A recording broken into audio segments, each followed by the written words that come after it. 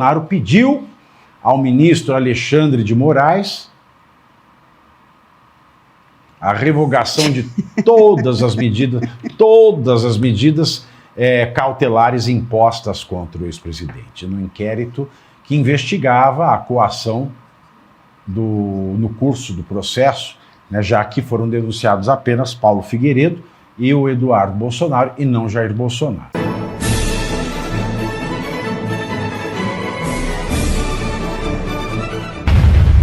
Bolsonaro pediu ao ministro Alexandre de Moraes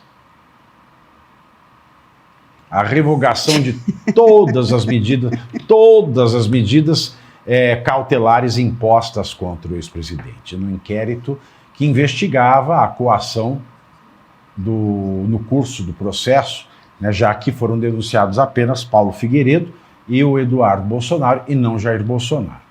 O pedido envolve a reconsideração da prisão domiciliar de Bolsonaro e da proibição de usar redes sociais. Segundo Paulo da Cunha Bueno, advogado de Bolsonaro, o pedido se deve ao fato da denúncia não ter incluído, né, o Bolsonaro. E é claro que se ele recebeu essas cautelares em razão de um inquérito sobre coação, que a gente já falou aqui várias vezes aqui, né? Há um inquérito de coação aberto pela vítima, pelo coagido. Já está tudo errado. Mas agora a PGR só denunciou 2. Então quer dizer que Bolsonaro não faz mais parte desta trama. Então, automaticamente, o Bolsonaro tem que ser liberado da tornozeleira, da domiciliar, do não uso de redes sociais. Aliás, se ele não for, a lei de abuso de autoridade diz que o juiz que deveria liberá-lo comete crime de abuso de autoridade. Mas o que é mais um crime de abuso de autoridade para esse busado do Alexandre? Hein, Geise? Não é nada, né? Eu ia falar uma frase muito feia, mas Fala. eu vou falar. Não, em respeito à nossa... Fala em si, fala em Libras. Não, O Alexandre falou em Libras lá no Corinthians. Eu vou falar em Lá no cifras. Corinthians, o Alexandre ele usou Libras. Eu vou pôr tarja.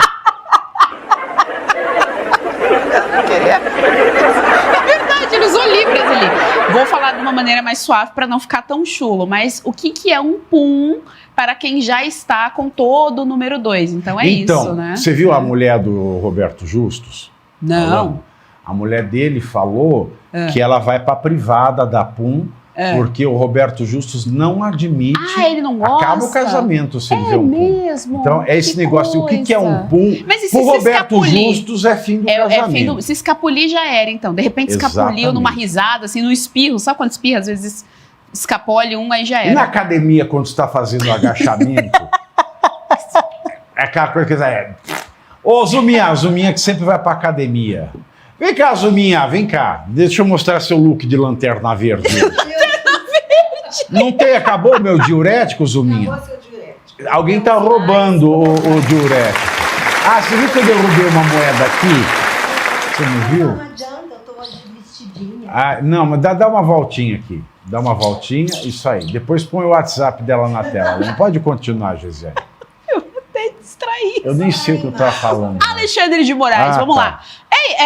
Ô Pavinato, assim, a gente perde as contas de quantas coisas são completamente ilegais. Bom, eu sou socióloga e já perdi as contas. Imagine você. Você é colega da Janja? Ai, meu Deus! Você é socióloga?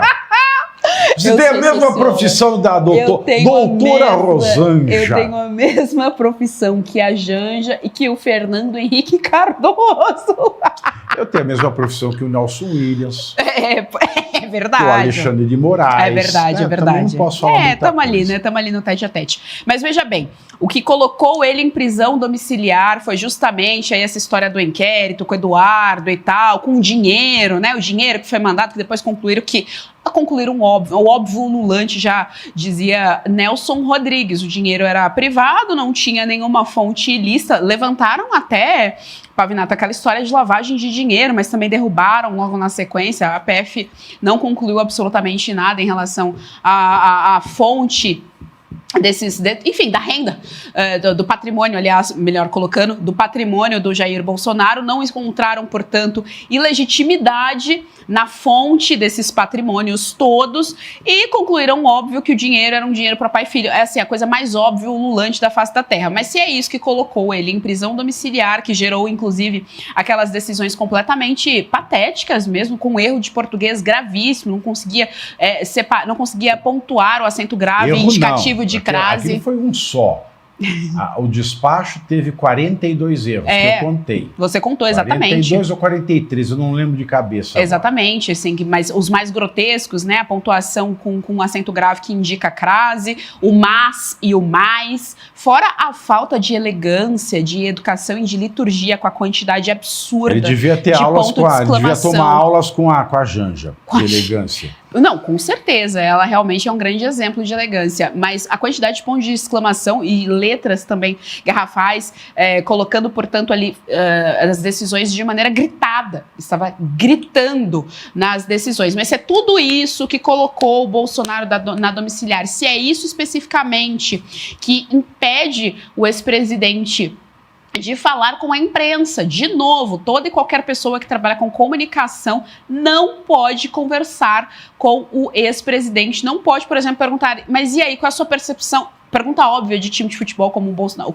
o Pavinato estava falando aqui antes do programa. Mas e aí, como é que você está depois do julgamento? Essa simples pergunta não pode ser feita ao ex-presidente por conta dessas decisões todas que agora o próprio PGR, a PGR, anulou. Então, assim, não faz o menor sentido. Por que esse homem está preso? Já não tinha sentido antes. Porque, de novo, era ilegal, não tinha respaldo na realidade, nem na Constituição. Então, antes, já não havia sentido. Agora, a própria PGR reconhece que não havia sentido nem respaldo constitucional ou respaldo na realidade.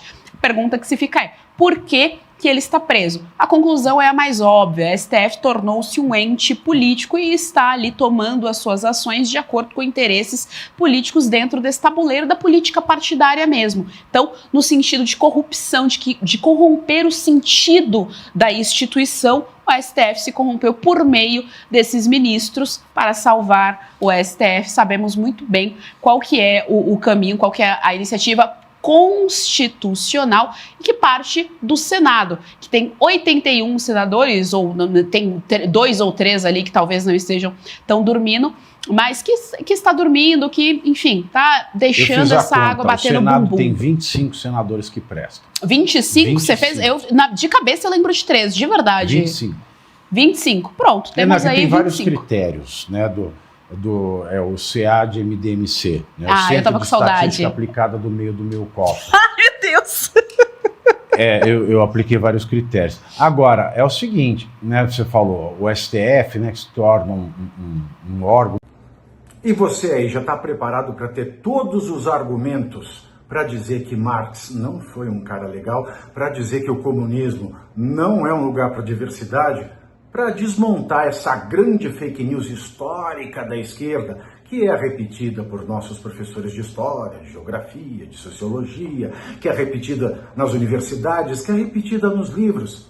Está preparado para dizer por que Marx não era um cara legal e por que todo marxista raiz também não é, e por que o comunismo é terrível? Você já leu nos Anais de Marx? Pois é, aqui nesse livro você vai encontrar tudo o que você precisa saber para responder aquele sabichão que diz que Marx é um cara legal, pois não é. Leia agora, nos Anais de Marx, a trolha do comunismo transviado para encaçapar idiotes. À venda em todas as livrarias do Brasil, pelo site ou nas lojas físicas. Não deixe de ler.